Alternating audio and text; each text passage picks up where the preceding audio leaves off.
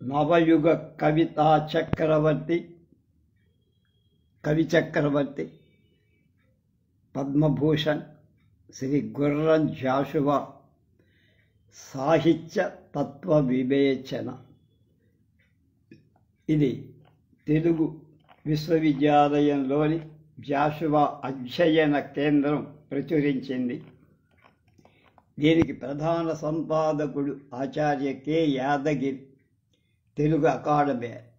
సంపాదక మండలిలో ఆచార్య కోవెల సుప్రసన్నాచార్య, ఆచార్య ఎండ్లూరి సుధాకర్, డాక్టర్ కాలువ మల్లయ్య ఉన్నారు. సహసంపాదకుడు టి రాజేంద్ర కుమార్, కోఆర్డినేటర్ జాషువా పరిశోధన కేంద్రం, తెలుగు అకాడమీ.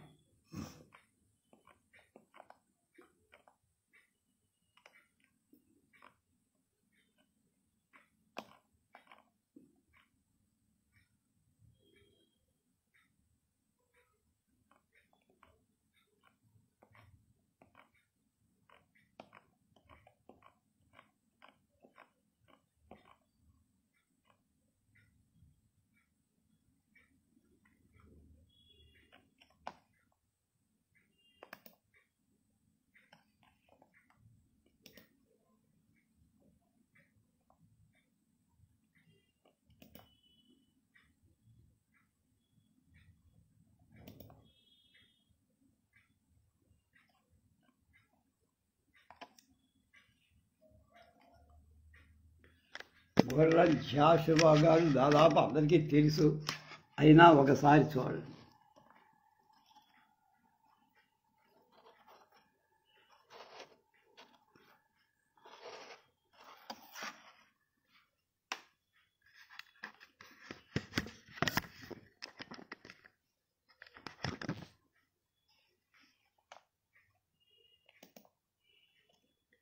దీనికి ప్రవేశికలో కొంత నివేదిక చెప్తున్నారు మనకి.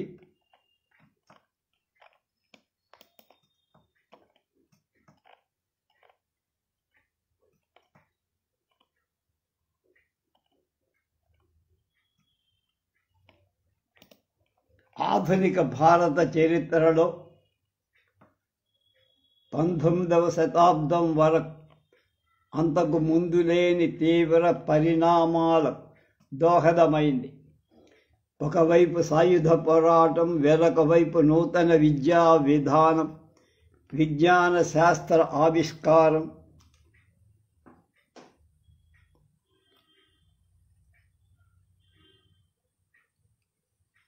కొంతవరకు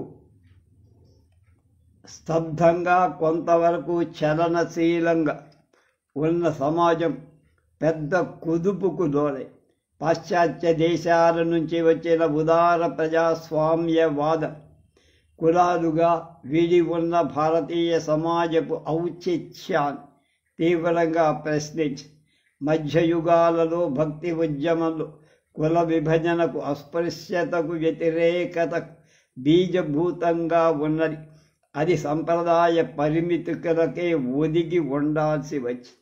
రాజా రామ్మోహన్ రాయ్, రామకృష్ణ పరమహంస, దయానంద సరస్వతి, వివేకానంద, దివ్యజ్ఞాన సమాజం మొదలైన వాళ్ళ ఉద్బోధన ఉద్యమాల వేల ఏళ్లుగా సాగిస్తున్న వర్ణ వ్యవస్థ, అస్పృశ్యత, కఠినమైన వివాహ వ్యవస్థ సమూలంగా మార్చడానికి సంసిద్ధమైన సన్నివేశం ఉంది.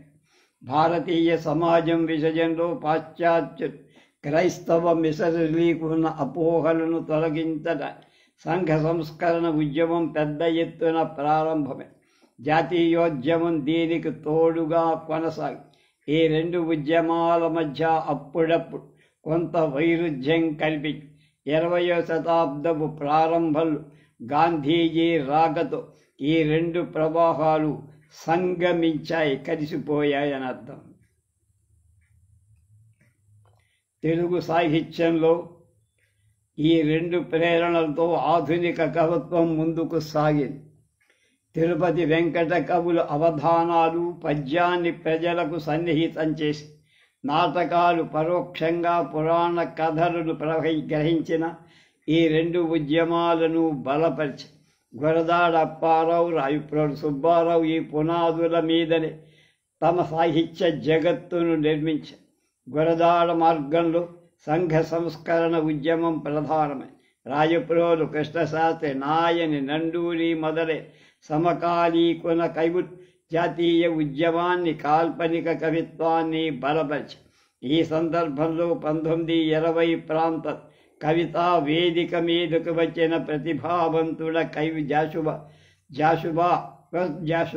జాషువా జాతీయోద్యమ ప్రవాహంలో సాగి వచ్చిన దళిత కుటుంబంలో పుట్టడం వల్ల చిన్నతనంలోనే పొందిన వివక్షణ, అవమానాలు, వ్యతిరేకత అతన్ని ఒక ఉద్యమశీలిగా చేసి పుష్కలమైన కవితా ప్రతిభ కలిగి ఉండడం, సంస్కృతాంధ్ర సాహిత్య సంప్రదాయాల తోడి తలస్ఫర్తి అయిన పాండిత్యం అతన్ని ఎవరికి తలవంచకుండా చేసి భారతిలో ప్రారంభం నుంచి ఆయన పద్యాలు ప్రచురింపబడుతూ వచ్చి గబ్బిలం ఫిరదౌసి అతని కవితా కీర్తిని శిఖరాలకు తీసుకెళ్ళి పద్యం నడిపించడంలో నేర్పు, కరుణను పొడిగించడంలో ఆర్ద్రత అతన్ని సమకాలీనులో గణ్యుడిగా తీర్చిదిద్దాయి.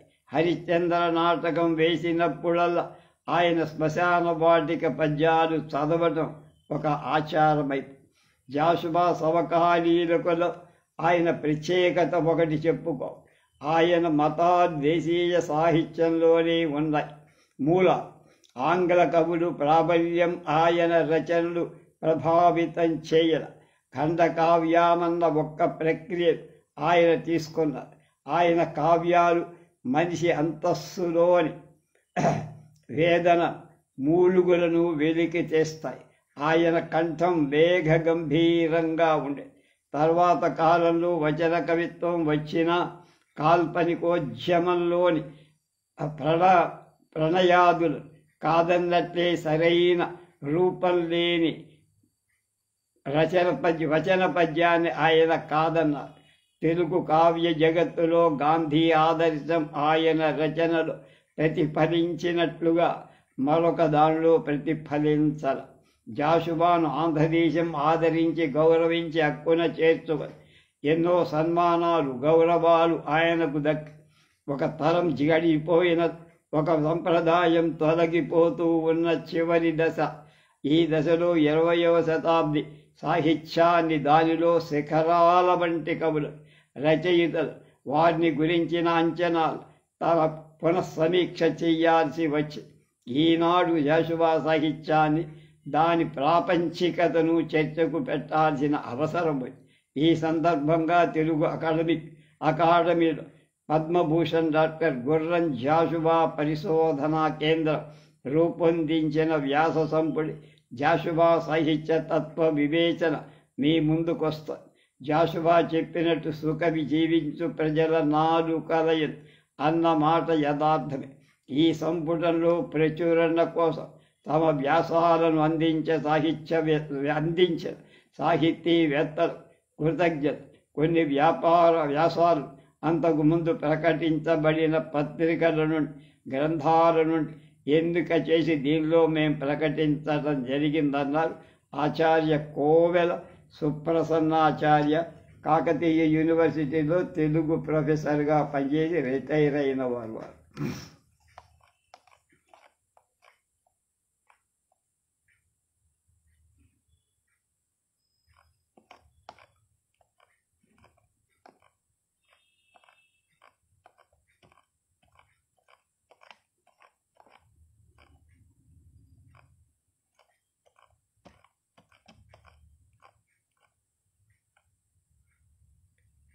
వేరు రచయితలు చక్కని అధ్యయనంతో చేసిన రచన.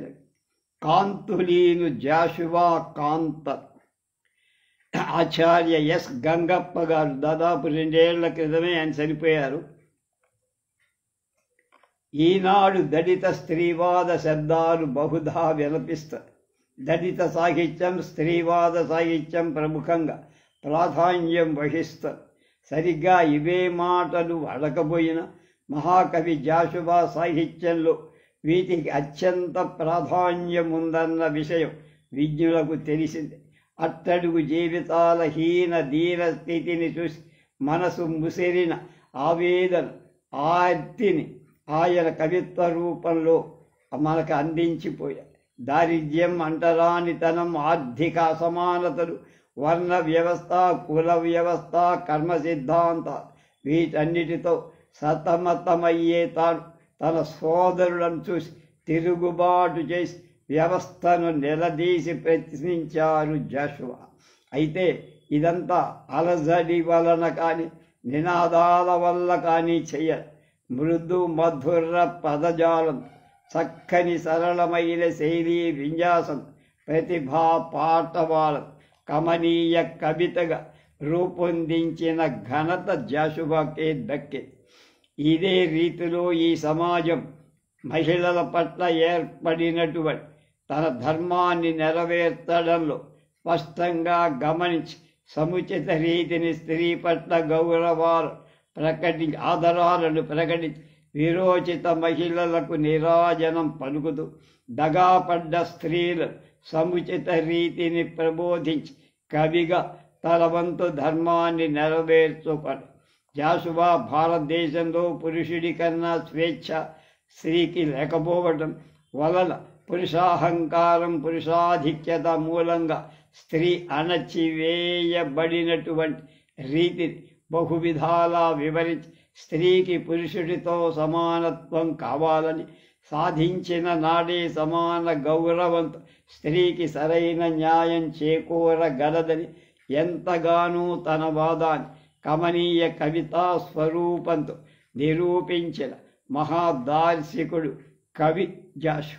ఈ సందర్భంగా జాషువా మహిళకిచ్చిన మాన్యతను, మన్ననను ముచ్చరించుకోవటం ద్వారా జాషువా కవిత ఆత్మ గ్రహించగలమని భావిస్తున్నా. అందుకే అంగనామణుల దాస్య క్రూర బంధములు దిక్కముల్చేయార వ్రక్కలి అంటరాని తనపు టడుసులో దిగబడ్డ అనుజుల దుఃఖంబు అపనయించి సౌఖ్య సౌరంభు సర్వభూముల నిండా పాదుకొందు దిశలను ఆడుకొందు అని జాషువా ప్రతిన మహిళాభ్యుదయ సాధనకై ప్రయత్నించిన జాషువా అత్యుత్తమ మానవతావాది. మన ప్రాచీన సాహిత్యంలో స్త్రీ హృదయ సౌందర్యాన్ని కాక బాహిరమైన నకసిక పర్యంత వర్ణన సర్వ ఉపమల సాయంతో చేయడం పరిపాటి. ఇది సర్వజన విదితం. అలాంటి వర్ణన వైదగ్ధ్యానికి ప్రయత్నించలేదు జాషు. అవసరమనుకున్న సందర్భాలు అంత సౌందర్య స్వరూప నిరూపణతో, విజ్ఞతతో, ఔచిత్యంతో రచన సాగించిన మహాకవి జాషువా. ముంతాజు సౌందర్య వర్ణనకు అవకాశముందా కూడా అలాంటి దానికి ప్రయత్నించల జాషువా. శృంగార వర్ణన చెయ్యల. ఔచిత్యంతో, భావనా బలంతో, శబ్ద సౌందర్య స్ఫూర్తితో సముచితంగా వర్ణించిన తీరు ముంతాజ్ మహల్లో మనం గమనించగలం. ముంతాజు షాజహాన్ల మధుర ప్రణయాన్ని వర్ణించిన తీరు అనితర సాధ్యం. ఆ సతీపతుల గళాశ్లేషముల నుండి జారిపోయిన నిమేషంబులే. ఆ దంపతుల ఆహారములు వర్ప తొలగిన వెన్నెల తొనకలే. ఆ ప్రేమ జీవుల అనురాగ వృద్ధికై ఋతమునర్పని పరభృతములే. ఆ శుభాకృత నెయ్యంపు ముద్దుల చేత తీపికెక్కని ద్రాక్ష తీగలే. అవధి లేని వారికి ఆనందకే తోడుపని పూల తోటలే.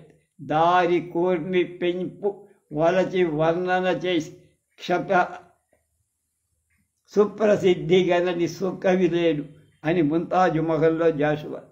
చివరికి ఆ అమర ప్రణయాన్ని వర్ణించి జాషువా కూడా సుప్రసిద్ధి పొందిన సుకవిగా మిగిలిపోయారు. జాషువా ఆత్మీయం కూడిన కావ్యం ఫెరదౌసి.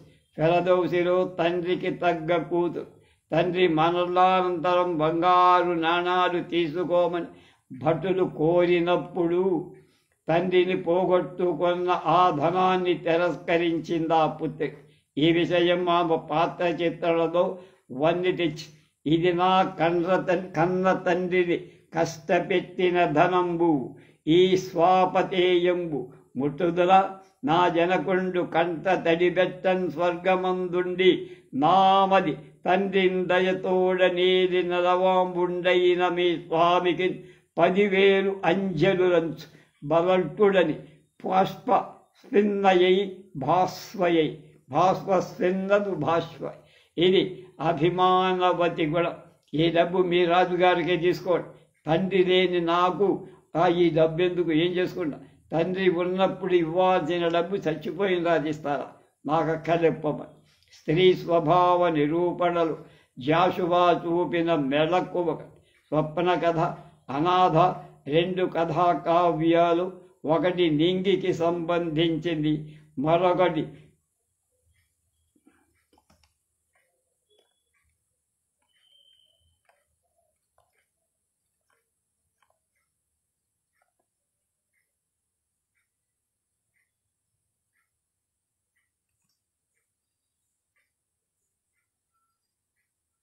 నేలకు సంబంధించింది.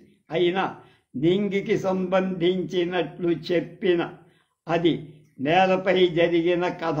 కల్పన అయిన నేలపై జరిగిన వాసన కథ, వాసకల కథ, స్వప్న కథ, వాస్తవ కథ స్వప్నం. అందులో కథానాయిక పడ్డ కష్ట నష్టాలు కళ్లకు కట్టినట్లు వర్ణించి ఈ భరత భూమిలో స్త్రీకి జరిగే ఘోరాలు నిరూపించారు జస్ట్.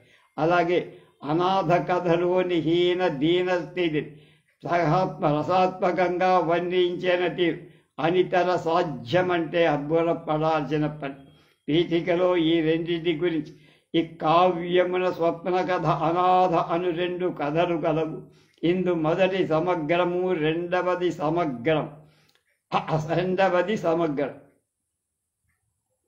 ఒకటి మూట కట్టిన గాలి, మరొకటి సలసల కాగి చెందిన కన్నీటి బిత్ అని జాషువా పేర్కొన్న 2 కావ్యాలు వర్ణించిన స్త్రీల దీనాతిదీన గాథలు సమస్త భారత నారీలోకానికి ప్రతినిధులుగా భావించిన జాషువా నారీ హృదయ ఆవేదన ఈ కథలో నిరూపించారు. స్త్రీకి జరిగిన అన్యాయాన్ని జాషువా మనస్సు రోధించి మహిళాభ్యుదయ కాంక్షిగా ఇలా అన్నారు: లోకంలో తల్లి ప్రేమకు మించిన ప్రేమ లేదు. జాషువా ఎవరికి దక్కని అత్యంత మాతృ ప్రేమానురాగాలను నోచుకున్నారు. కవి కనుక తన తల్లి ప్రేమను అనేక రీతులుగా వర్ణించి చిత్రించాడు. తన తల్లి పాల పుష్టి వల్లనే తనకి ఇంతటి కవితా వైభవం అబ్బిందని జాషువా భావం. పుణ్యముల తల్లి నీ పాలు పుష్టి కవన బాలిక నా జిహ్వ అవతరించే. నీ పాలు తాగటం మూలంగానే కవిత అనే కన్య నా నాలుక మీద నర్తిస్తోందమ్మా అంట. అద్దాల నాడు బిడ్డలు కానీ గడ్డాల నాడు కాదు అన్న సామెత ఉన్న కన్న తల్లికి కొడుకు ఎప్పుడూ కన్నవాడి తల్లి ప్రేమకు నోచుకొన్నవాడు. ఈ విషయాన్ని జాషువా చక్కగా హృదయం ఆరగా వర్ణించారు. 40 ఏండ్లు దాటినవి నాకిప్పుడు నన్ను ముద్దుబాడు ముద్దుల జనని భవన్ మధుర దుగ్ధము రక్తము సంగరించి ఉగ్గుల నీడినావు నీ హృదయగోళము లోపల నేను తమ్ముడు మెలగని తావులే గణనీయము నీ జననీత్వము ఉర్వరన్. నీ తల్లి అనేటువంటి గుణం చాలా గొప్పది. తమ్ముడు నేను నీ స్తన్యం తాగి నీ కడుపులో పెరిగాం అని. 40 ఏండ్లు మాత్రమే కాదు, 60 ఏండ్లైన తల్లి ప్రేమ మాధుర్యం ఎంతటిదో విశదీకరి తల్లి కంటికి తాను చిరుతనని వివరించిన విషయం అందరినీ ఆకర్షిస్తుంది. అందరూ పుత్రులు తమ తల్లుల ప్రేమానురాగాలు స్మరించుకొని ఆనందిస్తారు. 60 ఏండ్లు నాదగు శిరోగ్రమునెక్కిన తల్లి కంటికి అహుడు కరుతను కాకపోనిది పవిత్ర విచిత్రమునే నిలుదాటిపోయిన మరలిన దాకనా వెనుక మాయమ జీవము 3 కాళ్లతో తిరుగుతునుండు నీ రుణము తీరదు రక్తము ధారపోసి నేను ఇంట్లోంచి బయటికి వెళ్ళిన తర్వాత మళ్ళా ఎప్పుడొస్తానా అని ఎదురుతోస్తాను. ఆమె 4 కాళ్ళు కాదు 3 కాళ్లతోనే చూస్తారు. తనకు 60 ఏళ్ళు వచ్చిన తల్లికి తాను చిరుతనాడే తనకై 3 కాళ్ల మురిసిదైన తల్లి తపించిపోవటం ఆ తల్లి ప్రేమ బిడ్డ. 60 ఏళ్ళు దాటి జాషువాకు వచ్చిన తామెకు అతని కోసం కొడుకు కోసం కళ్ళు కాయలు కాచేట్లుగా చూస్తోందని చెప్పారు. ఇలాంటి ప్రేమానురాగాలతో చూడగల తల్లులు కావాలని ఉత్తమ భావి భారత పౌరులు తయారు చేయగల మాతలు అవసరమని మూఢ విశ్వాసాల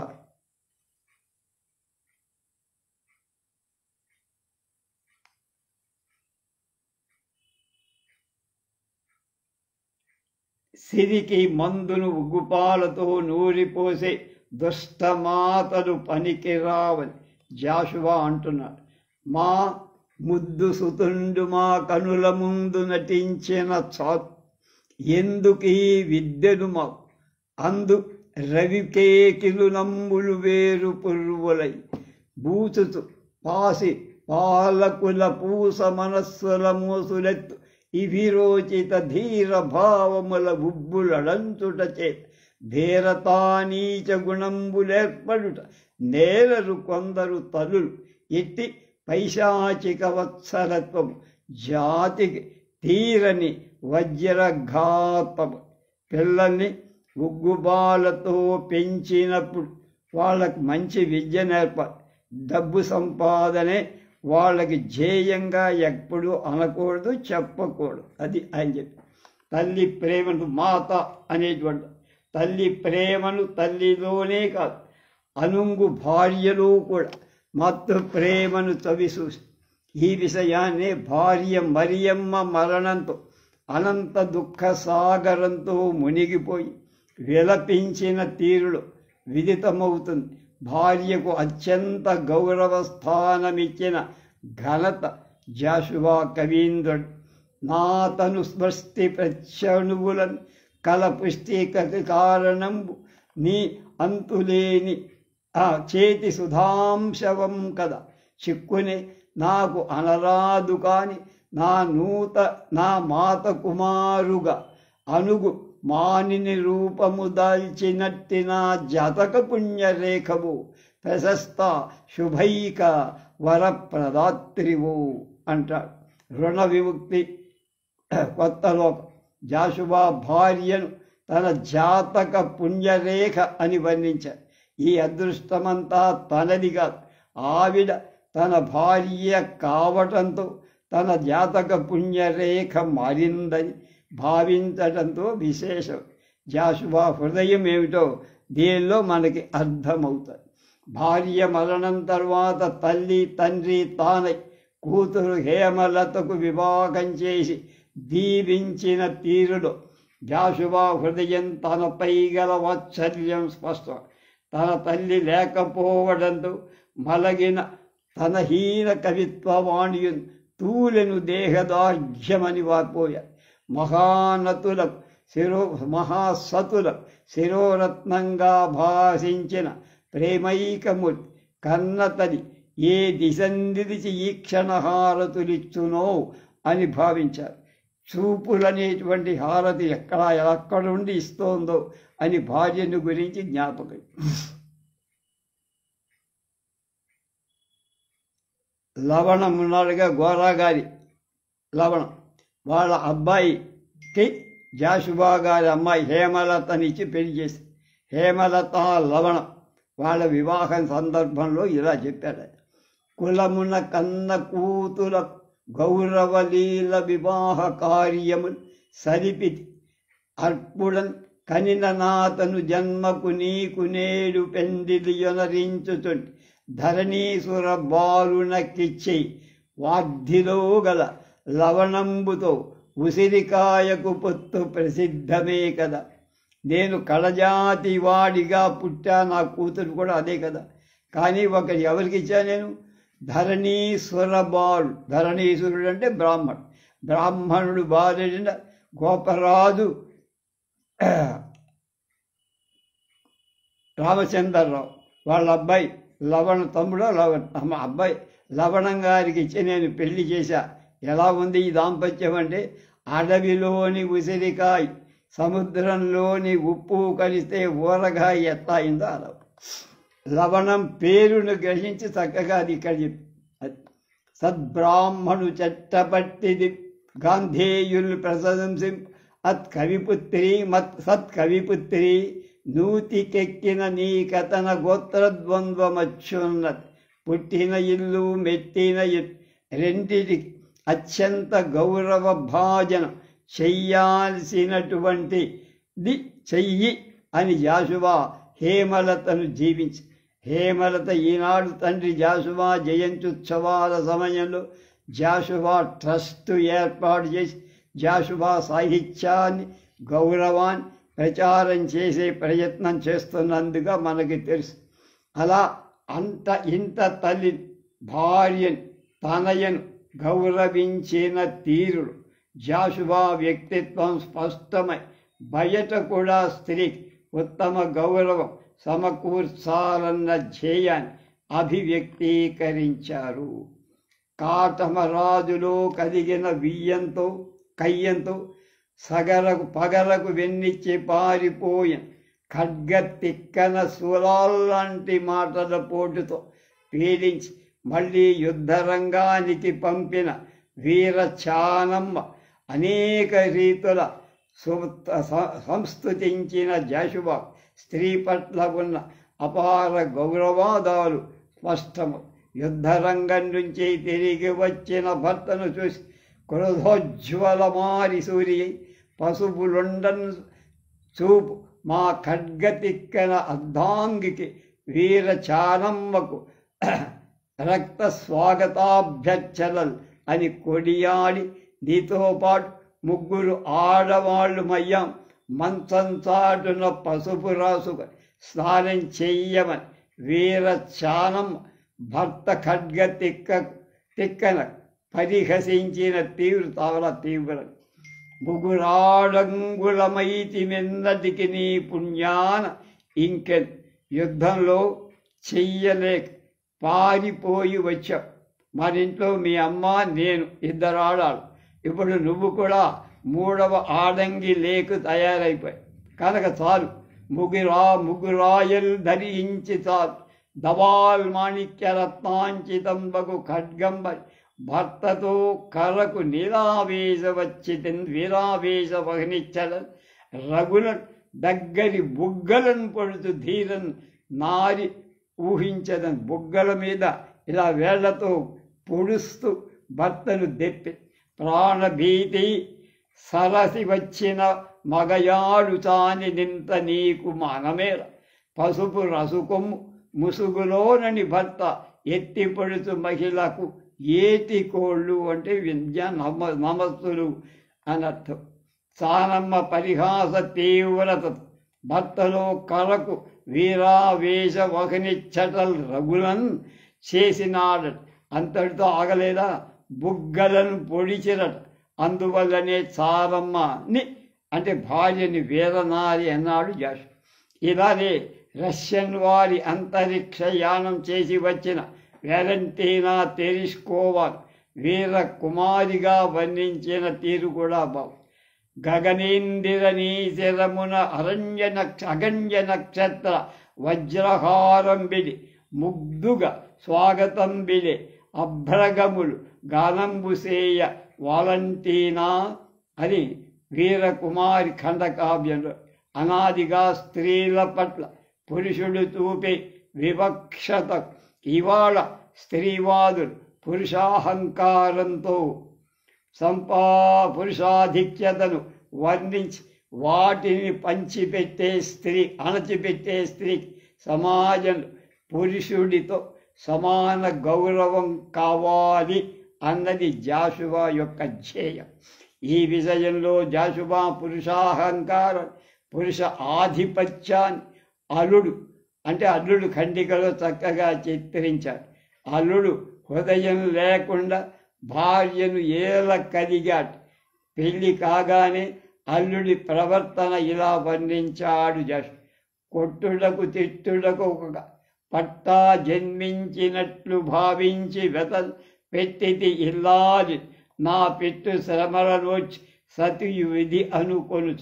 సతి లోలరించిన పూర్వాస్థిత కమ్మంబున నింద చేసితి సఖియన్ సత్యు మోక్షం వెరుగని సతీమణియు నమ్మె పరమ సత్యం బలు. ఎంత గడ్డి గరచి ఎన్నిండ్లు మారినా దూరిన సంఘశక్తి నాకు సాయమై పడతి గడప దాట 10,000 కనులతో పట్టి ఇచ్చి బువ్వ తిట్టిపోసి. అల్లుడు ఖండకావ్యం. పై పద్యాలు పెళ్లి కాగానే కొట్టి తెట్టడానికి ఒక హక్కుల పత్రం వచ్చిందని భావించాట మొగుడు. అది విధి అని ఆమె విధి అని దాని భార్య ఓచుకొని నీ కర్మ అన్నాడు. నిజమేనని భార్య భావించిందని. ఆ తప్పిదారు ఎన్ని తప్పాలు చేసిన మగవాడు కాబట్టి సంఘనీతి తననే సమర్థిస్తుందని సాయపడిందని భావిస్తున్నాడు. ఇందులో పురుషాహంకారాన్ని, ఆధిపత్యాన్ని చక్కగా వివరించారు జాషువా. సంచిత ఖండికా నిలలో జాషువా స్త్రీకి జరిగిన అన్యాయాన్ని వివరించారు.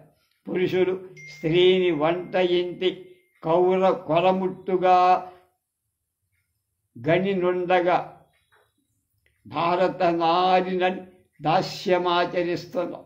నా ఈల వాకిట దాట పుట్టులై అని కరుణ రసాత్మకంగా చెప్పారు. వలపుల రాణిగా, చిలుకల పల్కుల చక్కెర పెళ్లి బొమ్మగా, అలికుల వేడిగా స్త్రీని పొగిడి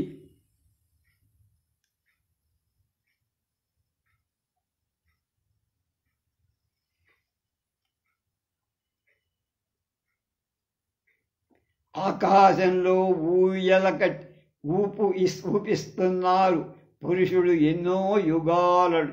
కానీ పురుష హృదయం నీవు గమనించలేదని సాంఘిక ఉగ్ర పిశాచ ఉక్కు పాదాలకు తొక్కుతుండగా స్తోత్ర పాఠాలకు మురిసిపోతున్నావా అమ్మా అని బాధపడుతున్నావు.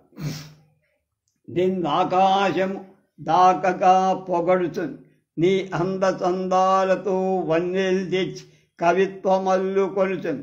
పై పరామర్శలను నిన్ను నీదు శరీరమున్ హృదయమున్ ఛేదించి వేధించి ఇంతన్నంబు పడవేయు సంఘంబు బిడ్డా ఎటు హర్షింతువు. ఇంత ముక్కనాలు మెతుకులు నీకు రాల్చి నీ శరీర సౌఖ్యాన్ని మాత్రం అందగించుకుంటూ చెప్పుకుంటూ ఉంటాడు. కనుక ఎంత బాధ అనుభవించావు. అత్తమామల క్రూరమైన దాడికి పలుక కాడని కోడలి తన మగని ఆయువులతో తెగి మొండ మోయించి కేలిగొట్టించు ఇల్లాలిత. సతి భక్తురాలన్న పద గౌరవము తక్క సౌఖ్యం వెలుగని జానత. అన్నదమ్ముల నోటి ఆస్తిపాస్తుల మీద హక్కులించుకలేని ఆడుత. ఒక భరతవర్ష యువతీమణికి నీక తగునటంచు బిట్టు పొగడుచుండు. మోసగాండ్ర నమ్మి పూజించు నిన్ను చూసి శిష్టజనుల కన్ను చెమ్మగిరు. ఇది సంచిత అనే ఖండకావ్యం. ఇలాగా స్త్రీ పట్ల సమాజం, మన సంస్కృతి, ధర్మాలు, కర్మ సిద్ధాంతాలు అంతటి పురుషుల చూసిన వివక్ష వివరించారు జాషువా కళ్ళకు కట్టినట్టు. పురుషుల కంటే నెత్తి కొమ్ముల్లో ఉన్న వాళ్ళని అనుకోపలేదు.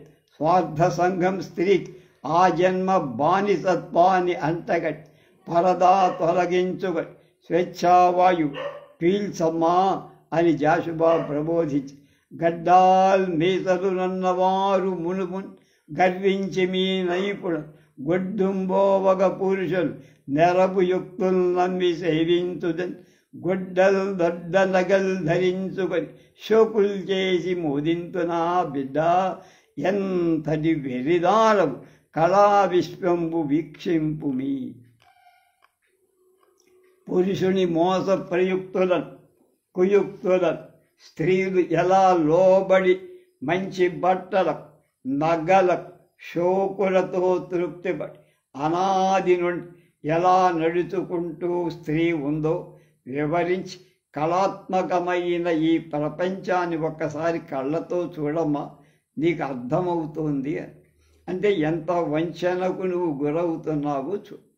పురుషులు స్త్రీల కంటే పురుషుడు అధికులని ఆ తాటహాకులో రాశా. తాటహాకుల అంటే ఆ తాటహాకు గ్రంథాలు కంఠమెత్తి ప్రచారం చేశారు. స్త్రీ జాతికే అది తీరని, స్త్రీకి పురుషుడితో సమాన గౌరవం ప్రసాదించాలని పరమేశ్వరుని ప్రార్థించాడు. ఎవడు చేసేవాడు లేక జాషువా.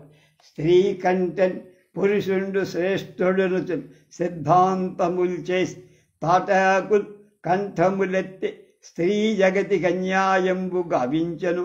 ఏ కాలంబున పుట్టె ఇంతయన లేవేవు నాటి స్వాతంత్ర్యములు. స్త్రీకిన్ మారు సమాన గౌరవ విభూతిని కాంతకుం కూర్పుమా. ఆవికి గొప్ప గౌరవం ఉన్నది లోకంలో వచ్చేట్టు చెయ్యమని భగవంతుని. పురుషులు స్త్రీలను అబలలని అణిచేశారు. వారికున్న సహజ శక్తులను గుర్తించలా, వాటి పెంచడం కోసం ప్రయత్నించకూడా లేదు. కాబట్టి పురుషుల అణవితివేతను బయటపడి నువ్వు సబలవని నిరూపించుకొని మహిళా లోకానికి మాన్యమైన ప్రబోధం చేశారు. ఆటల అబలయన్న బిరుదు అంటించి కాంత స్వీయ శక్తులు అదిమిచ్చిదిమినారు. సబలయన్న బిరుదు సాధించి హక్కులు గడన చేసుకొమ్ము కష్టచె. కనుక అబల కాదు, పబల కాదు, సబల అని నిరూపించుకోమని చెప్పు. ఆనాటి వస్తున్న ఈ దుర్నీతి నవనాగరికలోకం గుర్తించిందని, మగవాళ్ళ మాయల నుంచి తప్పించుకొని తన వ్యక్తిత్వాన్ని శక్తి సామర్థ్యాలను తెలుసుకొని జాషువా చివరికి తెలుసుకొని నేటి నెలత అనే ఆమె పేరు ఆమెను ప్రశంసించారు. గర్హించినది నేటి కామిని తిలకం బురకాల కెరయైన బుద్ధివ తెలిసికొన్నది నేటి కలికి ముద్దులగం. ఒక స్త్రీ అనే పదానికి ఎన్ని మాటలు ఆయన ఉపయోగించాడు. కామిని తిలకం అన్నాడు, కలికి ముద్దుల గుమ్మ అన్నాడు.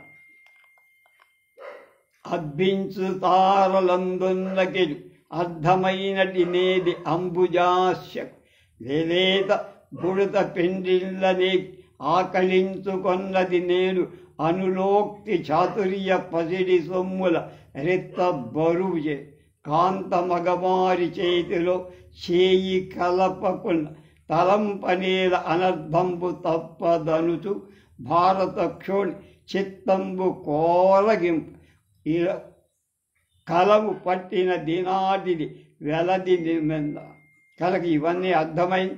ఆమె అందరితో పాటు సమాన హోదా కలిగాలని, సమాన గౌరవం కలగాలని, సంఘంలో సమాన స్థాయి ఉండాలని, అన్నిట్లో మగవాడితో పాటు తనకి సమాన హక్కులు ఉండాలని, వాళ్ళు కవిత్వం రాస్తే తాను కూడా రాసేటువంటి స్థితి స్త్రీ ఎదిగింద నేటిన.